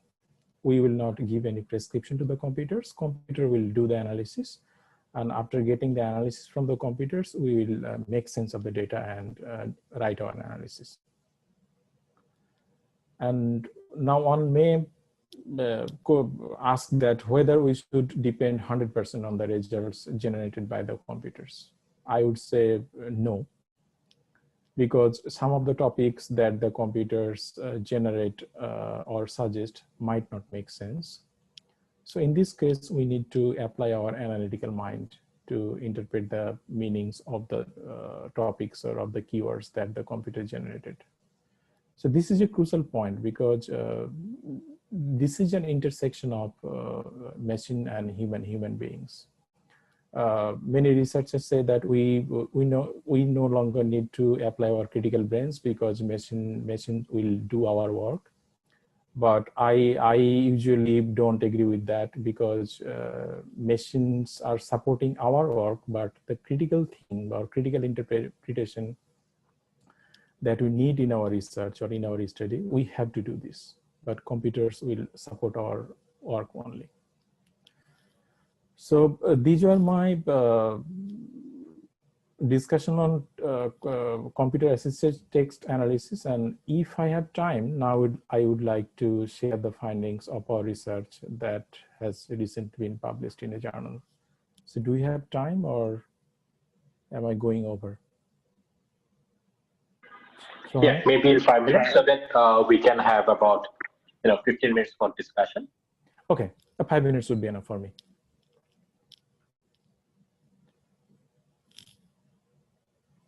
So as I have said this earlier that this research we have conducted in the context of Bangladesh. And the title of our research is Combating Misinformation in Bangladesh, Roles and Responsibilities as Perceived by Journalists, Fact Checkers and Users. So this is a collaborative paper, and we have researchers from 5 different universities. So as we already know, online misinformation has been a pressing problem across the world, and Bangladesh is no exception. So we have seen attacks, killings caused by the spread of misinformation on Facebook in Bangladesh. So our goal was to understand how misinformation is being combated in the context of Bangladesh. So we included 3 stakeholders in our research. ordinary citizens, journalists, and fact checkers. So we conducted a survey with 500 ordinary citizens to understand how they are encountering online misinformation and what they are doing to verify that misinformation. And we also interviewed journalists and fact checkers to understand their roles in they are playing in combating online misinformation in the context of Bangladesh. Now I will go over the findings very quick. So from the survey results, we found that around 96% of the survey respondents encountered misinformation on social media. And this indicates that the high prevalence of online misinformation in Bangladesh. And we also asked the survey respondents who should take the responsibility of verifying online misinformation. And they said fact checkers, government, social media should take responsibility. They also suggested offering media literacy education to them. And we interviewed newspaper journalists in Bangladesh to understand what they are doing to fight against online misinformation. Interestingly, they said that it is not their duty because they don't have enough resources to verify online misinformation. For example, one journalist said fact-checking information floating online is not a part of a journalist's job. It is beyond our ability, given the amount of information being published online and the complexity of situation. We also interviewed fact checkers to understand what they are doing to combat online misinformation. For your information, Bangladesh has 3 fact-checking organizations: BD Fact Check, it's an organization of ULAB run by journalism department at the ULAB. And there is another fact-checking organization that is called Janchai. So these fact-checking organizations are doing verification of online misinformation, but it is inadequate in response to the crisis. So they are facing some problems that interfere with their regular job. For example, most of the fact checkers work voluntarily. They do verification beside their regular job. As a result, they cannot pay full attention to their work. And moreover, they have resource constraints. And they also said, I mean, the fact checkers also said that they don't have technological support. For example, Western fact checkers apply artificial intelligence in their verification, but Bangladeshi fact checkers do not have these supports. So overall, we have found that there is a gap in addressing online misinformation in Bangladesh, and we offered some recommendations to improve the situation. First, fact checkers and journalists can collaborate through which journalists can use and publish fact checkers verification. Secondly, ordinary citizens need to be media literate. It is one of the recommendations from the ordinary citizens that we have found from our survey findings. And we also recommended some computation solutions like parts of speech tagging and entity recognition, so that fact checkers can work easily or they can overcome the hurdles they are facing. So these are the core findings or main findings of our paper. And if you would like to, or if you're interested to read the paper, so this is a link to our paper. So that is what I had today. And if you have any questions, then I would be happy to answer your questions. All right, thank you very much, all 3 of our respected speakers. It's been a wonderfully incisive discussion, and I'm pretty sure, like me, everyone else has totally enjoyed it and learned a lot of new concepts and notions. And it's time for the audience to participate in the formal question answer session and the discussion session. And as usual, our audience can voice their thoughts or type out their questions right here in the chat box.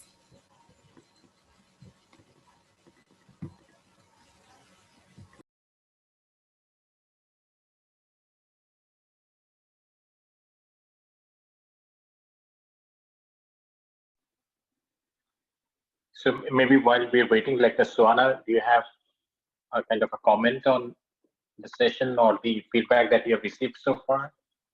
Because it takes time for students to form their questions.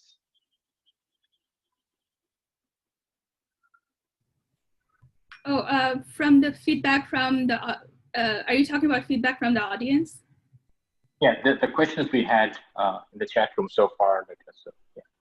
Yeah, there were some intriguing ideas. One thing I would like, and everyone's ideas were great, honestly. Everyone's thinking about issues that are related to either social justice or trying to make sure that everyone in the community have access to things, which are great. So I think we have got the critical thinking part down, right? We have established that. Now I would encourage everyone to think about the platforms and think about the tools that you will use to make your project a reality, right? So as you are developing the idea, not every idea goes well with every platform and every tool. So as you are thinking about the idea, also think how you would disseminate that information to the general audience. For example, Ishtiaq had an idea. He wanted to make sure that the students who are dropping off because they don't have access to technology and from his class, and he wants to do something to address that problem. And that's a tricky one because, you know, if someone doesn't have access to technology, how do you solve that problem, right?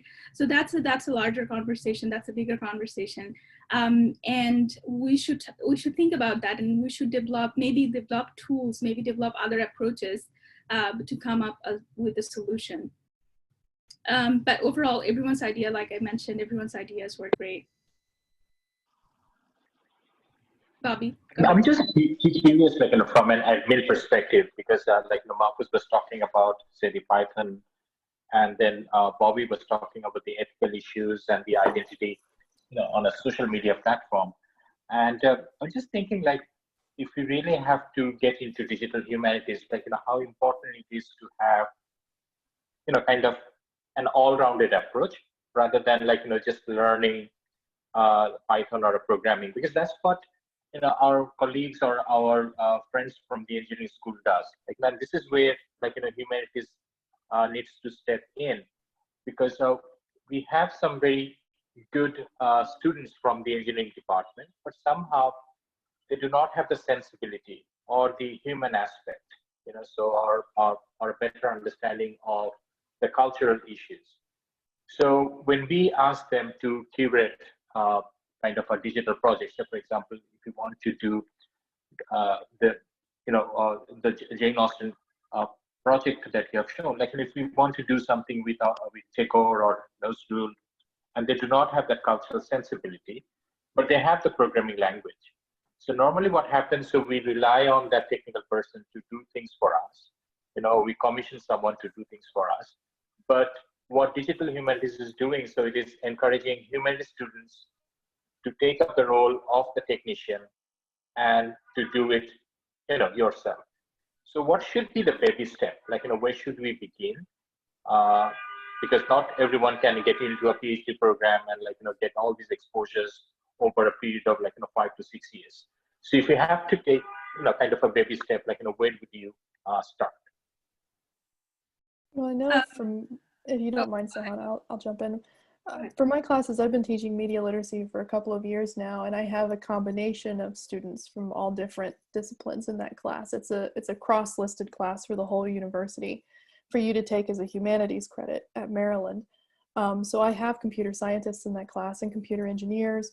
I have bioengineers in that class. I have everybody from different backgrounds who, again, they're taking the media literacy class as their 1 or 2 humanities credits.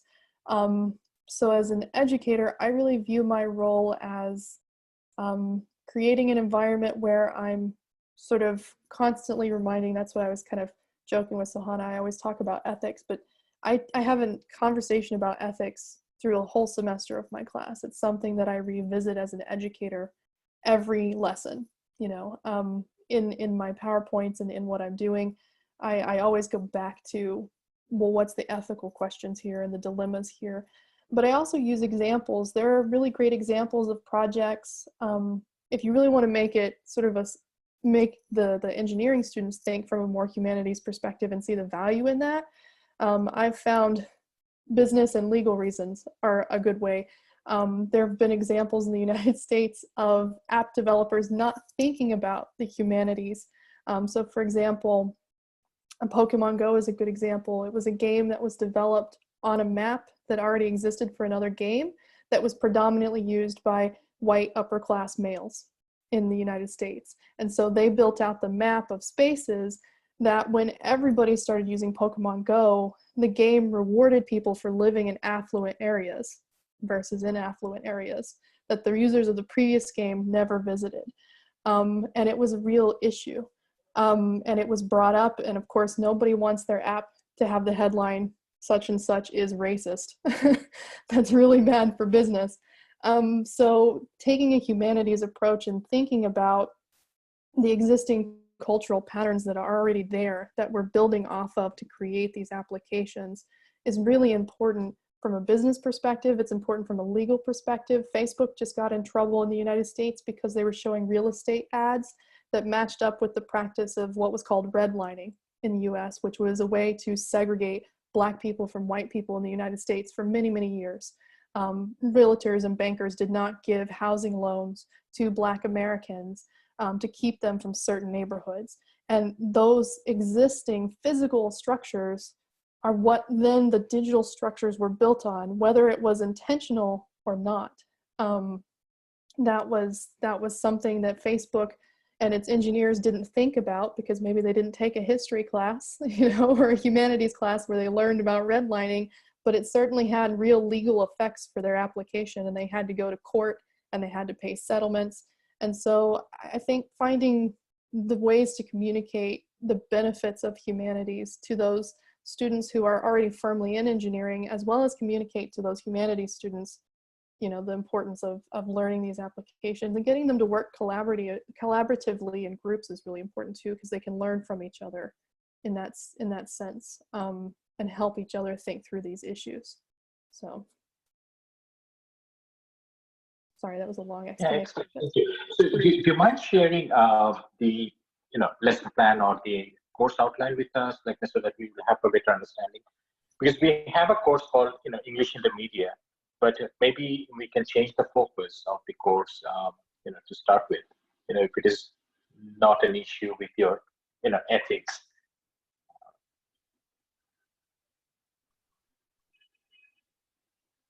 You're mute, Bobbie. I was just saying, yes, I can share what I have. I'm happy to do that. Great. Excellent, thank you. Okay. So any question from the audience? Hi, one, Mahmoud here. Hi.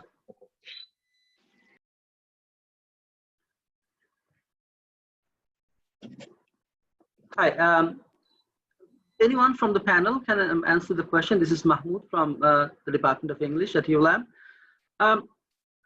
So when I was listening to your presentations, and I could see that students from the Department of English, they're already doing some of the what you call projects, like from Mr. Mahfuzul Haque, the project on Nirapod Sorok Andolon. From our students have written dissertations, MA and undergraduate dissertations on these topics. The thing is, what they were focusing on from a critical discourse analytical perspective, they were looking at the text data, and some of them combined what you call that multimodal analysis of Van Leeuwen. So I think that what he was presenting here today, that can help our students more, so they can combine what you call these different platforms, like what is going on in Twitter. And I remember during Shahbag Andolon, there was some papers written on this kind of mediascape and the kind of tweets or language evolved, on the movement. So I would say that, this can be just the beginning, as Shamshad sir also has talked about, that if you could share your syllabus, our students would know, because it's a liberal arts university. Our students are from, they are taking courses from different departments. So we may have a student, yeah, of course, we have students from computer science or business studies, media studies. So we can offer courses like this where they can be taught digital humanities, and that would they can combine a textual analysis with what you call image interacting image analysis. So thank you very much for the presentation. Do any one of you want to chime in? I can take this if you guys want me to. Sure. Sure. Okay. Sir, that's an excellent question. So I think what your students are doing already are those sounds excellent. They're taking a multimodal approach, which is what I always try my students to do, because there's just so much knowledge that we can find from visuals and the networked media that we often overlook in humanities, right? And as for analyzing Twitter data, I would highly recommend that someone in Bangladesh should take an attempt to start archiving data. That could be Twitter data, that could be Instagram data, because I know Bangladesh, in Bangladesh, people use digital technologies, maybe not so much Twitter, but the other platforms, and there could be other platforms where people are having these discourses, people are having these conversations. So we need critical thinkers, but we also need someone to take the effort to start archiving, so that when we do need this data, we have access to this data. And as for integrating the visuals, the multimodal aspect with the textual aspects, I think understanding or offering a course on media literacy is extremely helpful, like my colleague Bobbie just talked about. At the University of Maryland, we have an Intro to Media Literacy, which is a compulsory course for everyone. No matter what discipline you go into, you have to take that course, because in that course, you're not only learning how to analyze media, how to analyze text, but you are also learning how to analyze visuals. And you're learning critical thinking and technology, right? So a little bit of everything. So someone who's going into, let's say, computer science or I don't know, neurology or biology or something, they go to that discipline with this critical approach. When they start thinking about their own discipline, they can integrate this critical approach to that. And I think that is also really helpful when we talk about multimodal scholarship.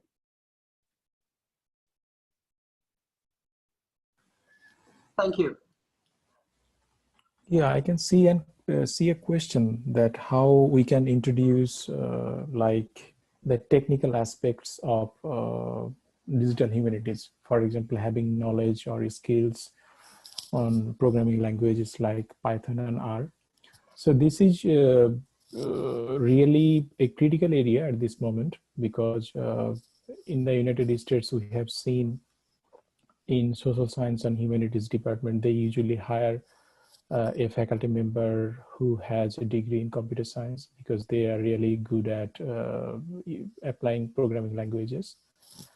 So in the United States, we have seen they usually hire faculty members from who has background in either computer science or data science.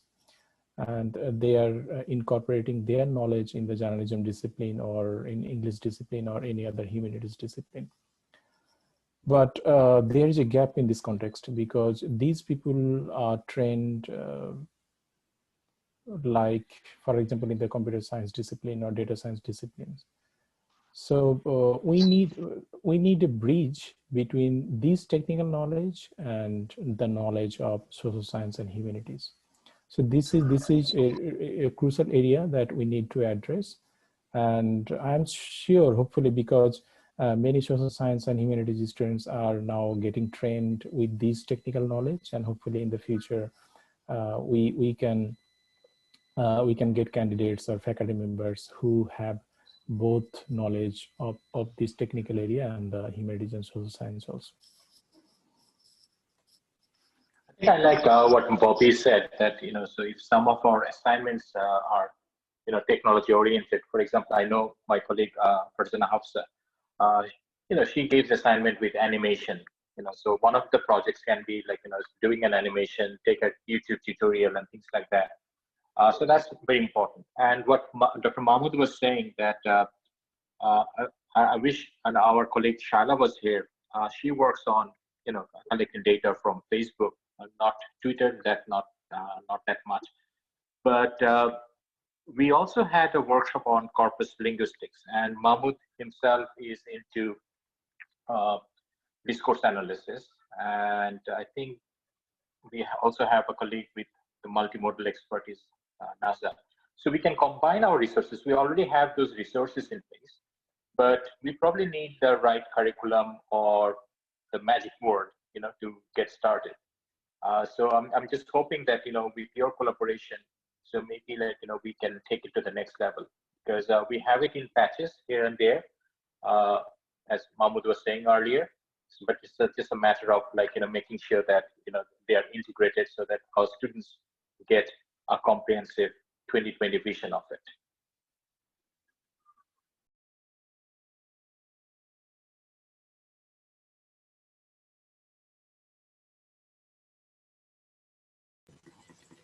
All right, so at this point of this seminar, I would like to invite the Associate Professor from the English Department of ULAB, Mahmoud Hassan Khan, Ph.D. to deliver the vote of thanks. Thank you, Radia. First of all, I would like to thank the facilitators of today's workshop, Sohana, Nasrin, Mahfuzul, Haque, Bobbie, Foster, for bringing this topic to our students and stimulate their thoughts to a new area of study. And I think our students would be benefited and they would be working on for their future projects. We're truly thankful to our head of DEH, Professor Shamshad Motiza, head of the department and Pro-Vice Chancellor of ULAB, for putting us in touch with all these talented people and making this online workshop possible. It's a huge opportunity for all of us to listen to you on this topic, and I think we should have this kind of workshops more so that we know what we call this interdisciplinary research can be carried out in the department, and that should be actually the what you call we should be doing in a liberal arts university. I should also thank to our event organizing team, Dr. Saida Farzana Sultana and Ms. Tanzia Siddiqa, our host of the evening, Radia Al Rashid, for supporting us always, our teaching assistants for the publicity materials, the IT officials for maintaining the online platform smoothly. Last but not least, our students. This is a midterm week, but they are still here with us, undergraduates and the master's students. And they have joined, and the level of interest that has been shown by the topic, it was amazing. Also, we have our colleagues from Bangladesh and abroad as well. So participants from other universities, thank you for your coming to here today, and hope to see you soon in our next workshop with you. Thank you very much. Hope to see you all soon. Thank you. That brings us to the end of today's seminar. Thank you very much, everyone, for joining, and do keep an eye for the next sessions of DH, and thank you and good night. Thank you. Thanks, everyone. Bye. Thank you.